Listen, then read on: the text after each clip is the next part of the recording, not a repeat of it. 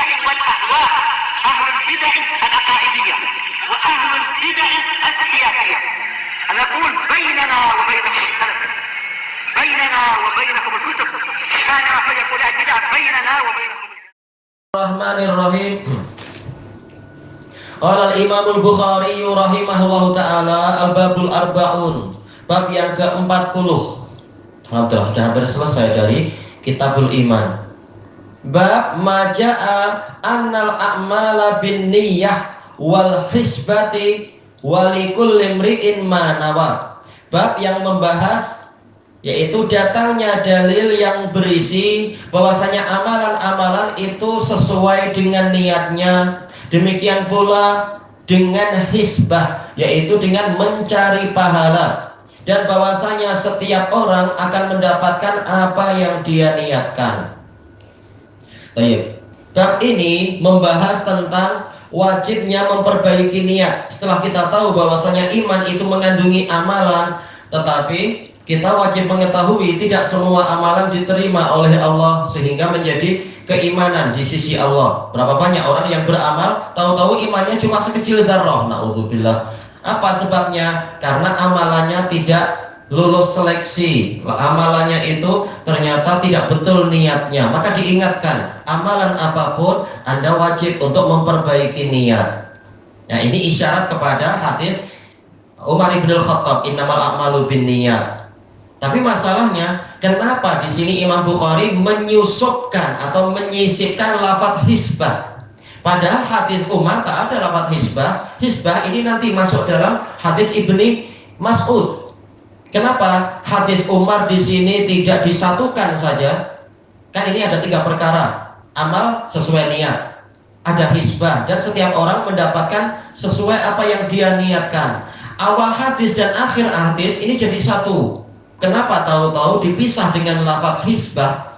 Dijelaskan oleh Imam Ibnu Hajar di dalam Fathul Bari beliau ketika membahas rahasia bab ini, yaitu bahwasanya walaupun sebenarnya hisbah ini masuk di dalam niat, tetapi lafaz hisbah ini dia ada nilai khusus yang tidak tergambarkan di dalam niat. Niat itu mungkin apa? Mungkin saya lillahi ta'ala, sudah saya tak cari apapun.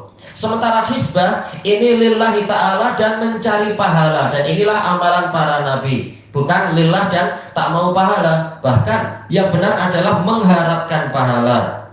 Dan dalil banyak sekali dalam Quran wa sunnah yang mendorong kita beribadah karena mencari pahala. Inilah diantara makna yang diinginkan oleh Imam Bukhari. Tidak seperti ucapan yang dinisbatkan kepada Rabi'ah al-Adawiyah itu, saya beribadah bukan karena mencari surga, saya menjauhi maksiat bukan karena takut neraka. Dua-duanya ini bagaikan bola di tangan anak-anak saja bagi saya. Tetapi saya lillahi ta'ala karena cinta. Ini salah.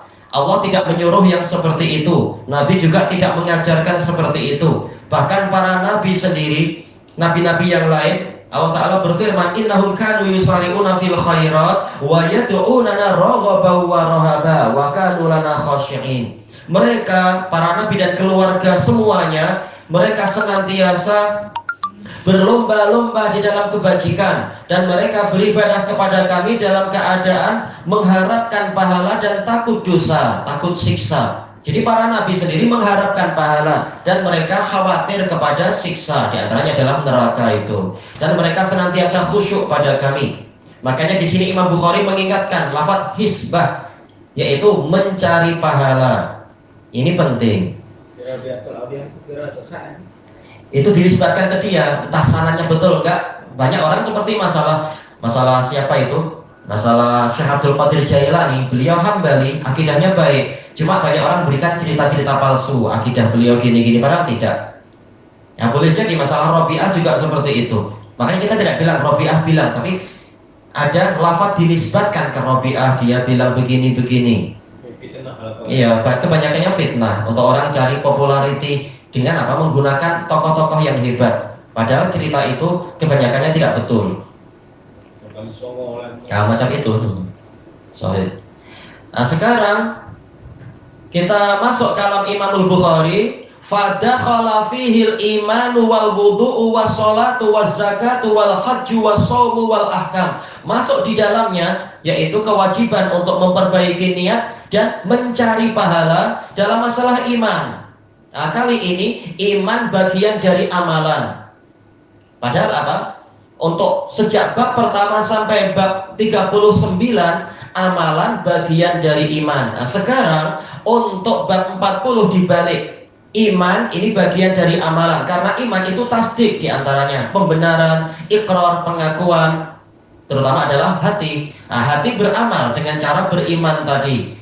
Nah, sebagaimana amalan yang lain itu wajib niatnya betul, ketika beriman juga wajib dengan niat yang betul. Jadi Imam Bukhari mengingatkan, iman itu juga bagian dari amal, bukan hanya sekedar amal bagian dari iman, iman sendiri amalan.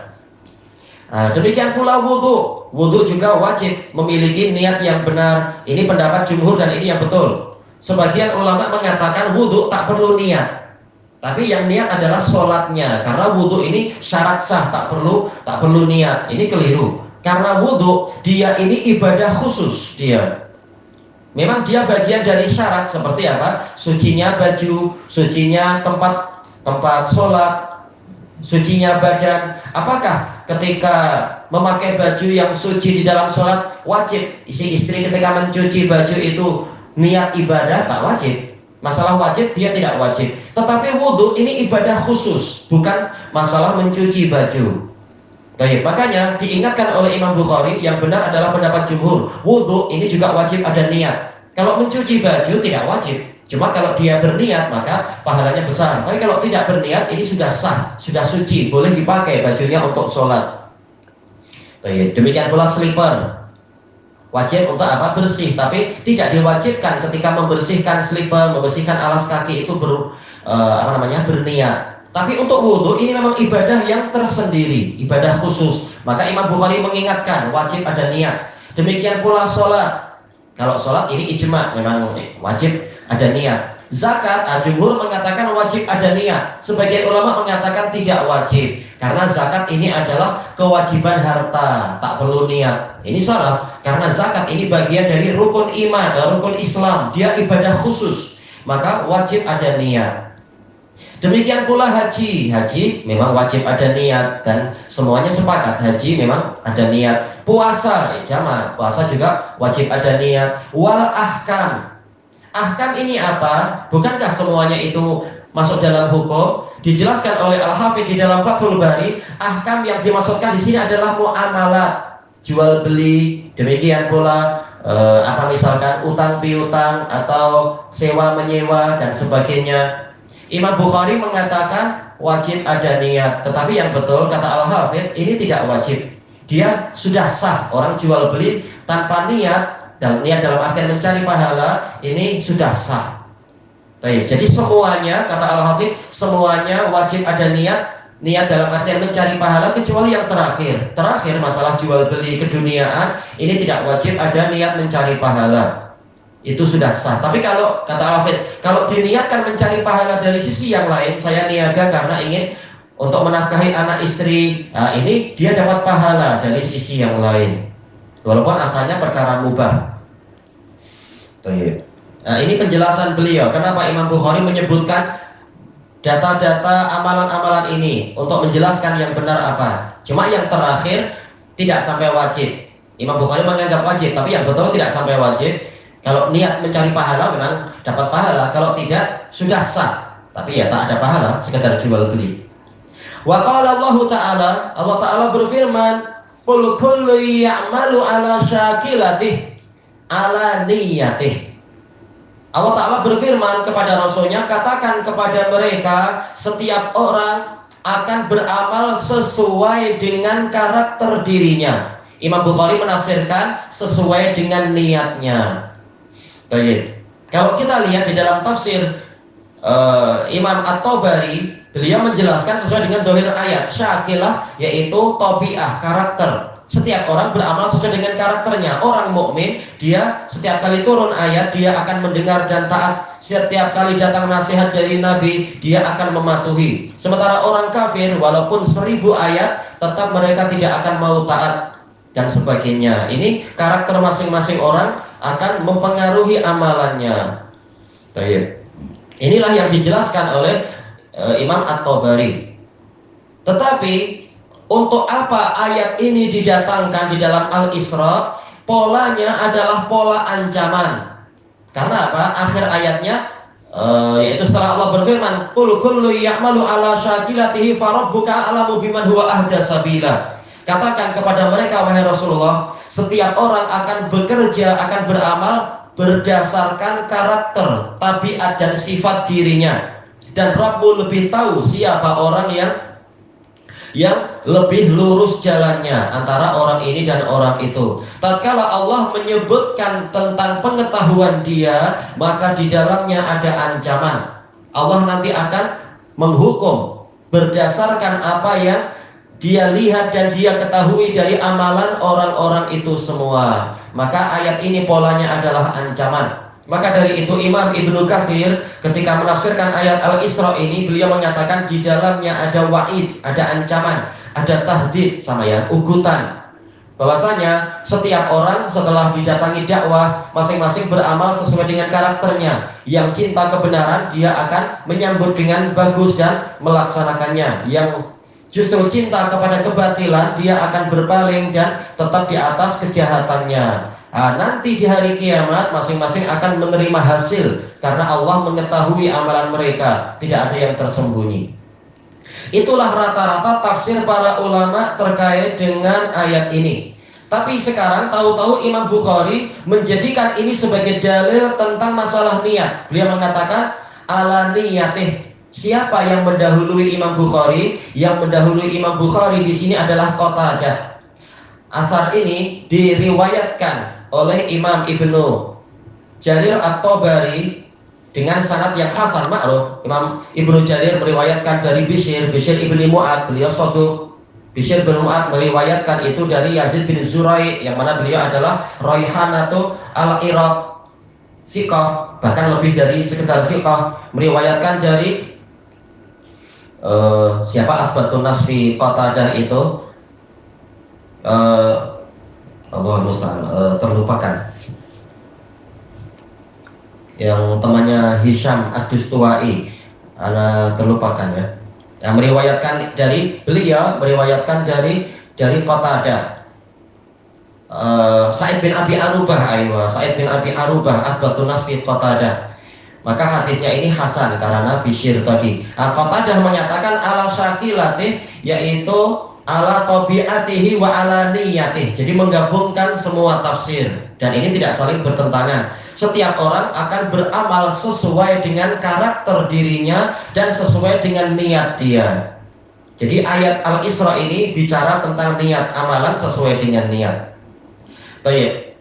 Kemudian Imam Bukhari mendatangkan hadis mu'allaq. Tidak disebutkan sanadnya sekarang, tapi nanti akan disebutkan. Nafaqatur rajuli ala ahlihi yahtasibuha shadaqah. Nafkah, pembelanjaan seorang lelaki untuk keluarganya dalam keadaan dia mengharapkan pahala dari pembelanjaan tadi, itu bernilai shadaqah. Inilah dalil masalah hisbah, yahtasibuha, mengharapkan pahala. Sebagaimana dijelaskan oleh Karmani dan yang setelah Al-Karmani, yaitu siapa? Ibnul Mulakin Al-Misri. Setelah beliau adalah Ibnu Hajar. Yahtasibuha, yaitu hisbah, mencari pahala. Tayyib. Karena hadis ini akan disebutkan oleh Imam Bukhari di number yang keberapa ini? Ke-55 nantinya, yaitu besok-besok insya Allah. Maka tak perlu kita bahas panjang lebar.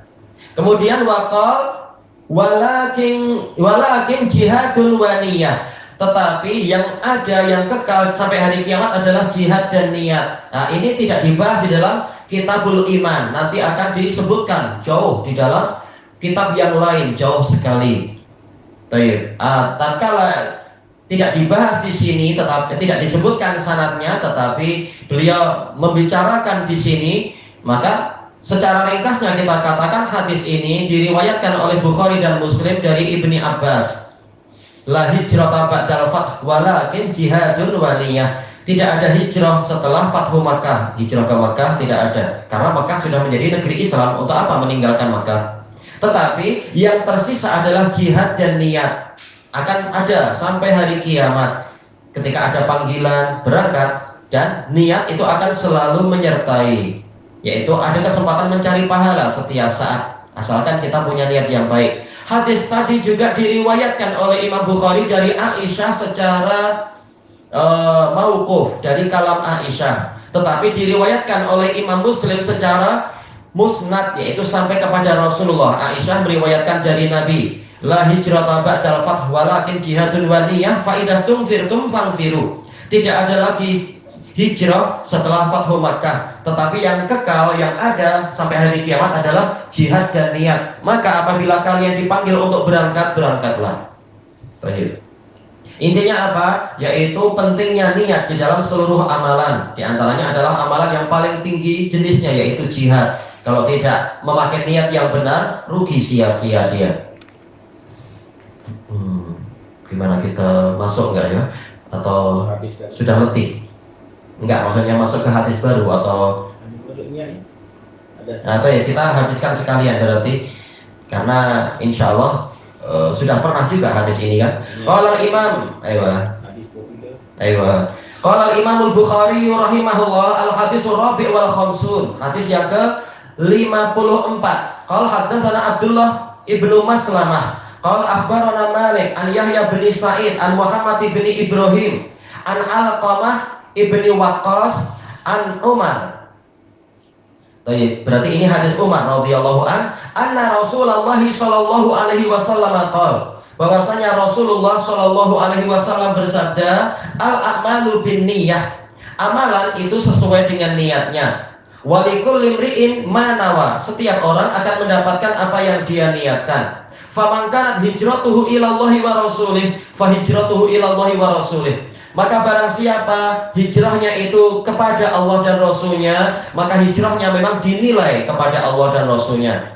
Wa man kanat hijratuhu lidunya yusibuha, namun barang siapa hijrahnya adalah untuk mencari dunia yang ingin dia dapatkan, awim ra'atin yatazawwajuha, atau wanita yang hendak dia nikahi, fa hijratuhu ila ma hajara ilaih, maka hijrahnya kepada apa yang dia niatkan tadi. Hadis ini sudah pernah kita lewati, hadis yang pertama di dalam apa? Secara mutlak di dalam Sahih Bukhari, yaitu di dalam kitab Badi'il Wahyi, yang diriwayatkan oleh Imam Bukhari dari guru beliau yang dari sisi nasabnya paling utama, yaitu Abdullah ibnu Zubair. Abdullah ibnu Zubair, beliau Al-Qurashi, sahabatnya Imam Syafi'i, yang meriwayatkan dari siapa? Dari siapa dulu itu? Abdullah ibnu Zubair meriwayatkan dari Sufyan bin Uyainah dari Yahya bin Sa'id al-Ansari. Nah, untuk yang hadis kita sekarang ini, Imam Bukhari mendatangkan dari guru yang kedua. Qala haddatsana Abdullah ibnu Maslamah, beliau adalah Abu Abdurrahman Abdullah bin Maslamah bin Qa'nab al-Qa'nabi al-Madani, siqatun sabt. Beliau Madini, al-Madani. Qala akhbarana Malik ma'ruf, beliau adalah sahabat dari Sufyan bin Uyainah yang meriwayatkan hadis ini di sanad pertama dulu itu. Imam Malik, Imam Darul Hijrah, Abu Abdullah Malik bin Anas bin Malik al-Asbuhi al-Madani. An Yahya bin Sa'id. Nah, ini yang kita sebutkan tadi. Seluruh sanad kembali ke Yahya bin Sa'id al-Ansari. Beliau adalah Abu Sa'id, Yahya bin Sa'id.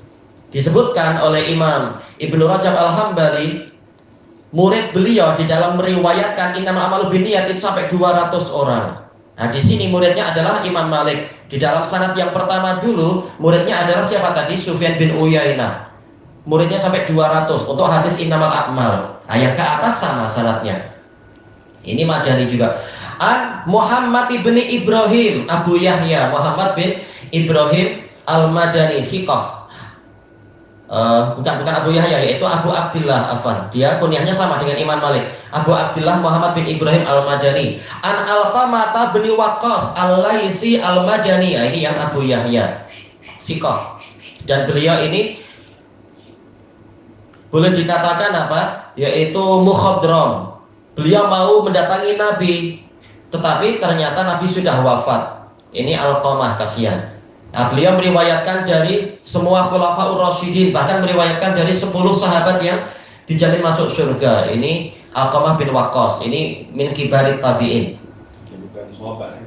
Kenapa? Bukan sahabat ya? Bukan, tak sempat jumpa, Nabi sudah wafat. Beliau mau datang ke Madinah, Nabi wafat. Jelas sedihnya kayak apa itu ya. Dia orang mana? Entah asalnya itu, Lais, Bani Lais, Anda tak tahu. Bukan Sa'ad bin adik-adik Sa'ad bin Abi Waqqas. Bukan, ini lain jalurnya. Tapi beliau Madani, beliau tinggal di Madinah. Maksudnya setelah itu milih tinggal di Madinah. An Umar ma'ruf, Abu Hafs Umar bin Al-Khattab Al-Adawi Al-Qurashi Amirul Mukminin, orang terbaik kedua di umat ini setelah nabinya, yaitu Abu Bakar dan Umar. Beliau Madani, makanya sanad ini musalsal bil madaniyin, semua adalah orang-orang Madinah sebagaimana dijelaskan oleh Al-Karmani. Anna Rasulullah sallallahu alaihi wasallam qala, bahwasanya Rasulullah sallallahu alaihi wasallam bersabda, dalam riwayat yang lain Umar menyebutkan itu di atas mimbar. Al-a'malu binniyat telah kita lewati. Kalau riwayat murid yang lain innamal a'malu binniyat, tak masalah. Amalan itu sesuai dengan niatnya. Amalan apapun sesuai dengan niatnya. Maka hasilnya apa? Walikulli mri'in ma nawa. Setiap orang mendapatkan sesuai dengan apa yang dia niatkan. Ini menunjukkan pentingnya niat. Makanya Imam Asy-Syafi'i mengatakan hadis ini masuk ke 60 bidang fikih, karena semua amalan akan dimulai dengan pentingnya hadis ini, masalah niat. 60 bidang fikih masuk ke dalam hadis ini. Dan dengan amalan inilah terbezakan mana amalan yang sifatnya ibadah dan mana yang sifatnya adiyah, yaitu tradisional dengan sebab niat. Dan dengan niat inilah terbezakan mana amalan yang ibadah yang sifatnya wajib dan mana yang sifatnya mustahab. Dan dengan dengan niat inilah terbezakan mana ibadah yang sifatnya itu adaan dan yang sifatnya qadhaan, kembalinya kepada niat. Sama-sama puasa, tapi kalau yang satu niatnya qadha Ramadan, yang satu niatnya adalah menunaikan Ramadan, nah jelas nilainya nanti jadi lain. Yang satu mungkin tidak sah, bagaimana puasa qadha Ramadan di bulan Ramadan, ini tidak sah. Dia wajib niatnya adalah adaan, menunaikan ibadah Ramadan yang itu. Hutang dia dibayar di hari yang lain. Allah Ta'ala berfirman fa'iddatun min ayyamin ukhar, bilangan di hari-hari yang lain. Ini contoh, niat itu akan sangat mempengaruhi hasilnya. Walikul limri'in manawa, setiap orang mendapatkan apa yang dia niatkan. Kalau niatnya adalah karena Allah, dia akan mendapatkan pahalanya. Barang siapa niatnya mencari dunia, ya dia hanya mendapatkan sesuai kadarnya. Nah, sekarang setelah menyebutkan hukum umum, lalu Rasulullah memberikan contoh. Faman kanat hijratuhu ilallahi wa rasulih, fa-nya ini fa takkib sekaligus sebagai apa? Tafsil, diperinci. Dan takkib yaitu barang dengan sebab ketentuan demikian, maka hasilnya sebagai berikut, fa tafsiliyah. Barang siapa hijrahnya kepada Allah dan Rasulnya, fa hijratuhu ilallahi wa rasulih. Dijelaskan oleh At-Tibi rahimahullah dalam kitab beliau Al-Kasyif an Haqa'iqis Sunan. Di sini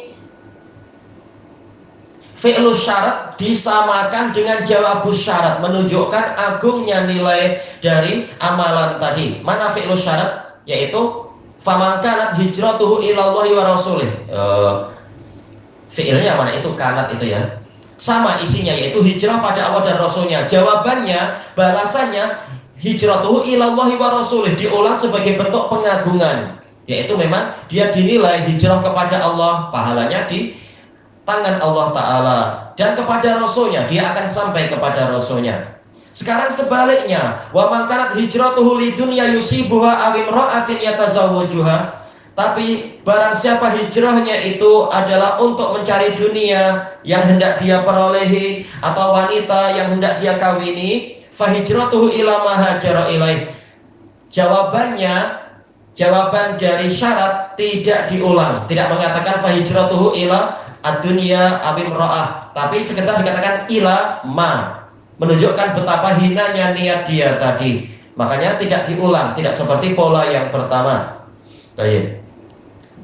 Dan kelanjutannya yaitu apa? Syarahnya itu telah kita sebutkan panjang lebar tentang masalah ini satu persatunya, apa makna makna niyah itu artinya qasdun wal azm, itulah niyah, yaitu maksud, matlamat dan tekad. Dan para ulama bersepakat niat itu tempatnya adalah di hati. Baik. Karena ini amalan hati, niat itu amalan hati. Tak perlu kita bilang nawaitu shauma ghadin ka, nawaitu usolli imaman, tak perlu. Malah boleh jadi merusak niat, terang-terangan membanggakan sebagai imam dan sebagainya. Niat itu di hati. Ini ijma. Cuma ulama khilaf tentang apa hukumnya kalau talafut bin niyat. Baik. Dan seterusnya. Nah, di sini kesimpulannya apa? Dijelaskan oleh Imam Nawawi rahimahullah anjuran untuk memperbaiki niat. Karena di sini Rasulullah memberikan kabar gembira sekaligus ancaman. Kabar gembiranya apa? Orang yang niatnya ikhlas, dia akan mendapatkan pahala di sisi Allah dan dia akan didekatkan pada Nabi. Derajatnya sangat tinggi karena niatnya bagus, ingin mengejar Nabi, ingin berdekatan dengan Nabi. Tapi ada ancaman, barang siapa niat hijrah, padahal hijrah ini amalan yang sangat besar, tetapi niatnya adalah untuk keduniaan, maka dia akan mendapatkan kehinaan. Makanya tidak disebut-sebut pahalanya, hasilnya. Cuma saking hinanya dikatakan dengan mausulah saja, ilama, yaitu dia akan dihinakan, akan direndahkan. Karena hijrah ini ibadah. Bagaimana ibadah tapi diniatkan untuk mencari dunia, ini tidak layak. Nah sekarang kenapa setelah disebutkan dunia, disebutkan wanita, ini adalah atful khas alal am, yaitu menggabungkan yang khusus pada yang umum, tanbihan ala khatari hadal khas, untuk memperingatkan tentang bahayanya perkara khusus. Dunia banyak, tapi wanita disebut secara khusus karena ini akan merusak niat banyak sekali. Maka disebut secara khusus oleh Nabi masalah imra'ah, karena fitnahnya memang paling besar. Ilahuna wallahu a'lam. Subhanakallahumma wa bihamdika la ilaha illa anta astaghfiruka wa atubu ilaik. Walhamdulillahirabbil alamin. Jazakumullahu khairan.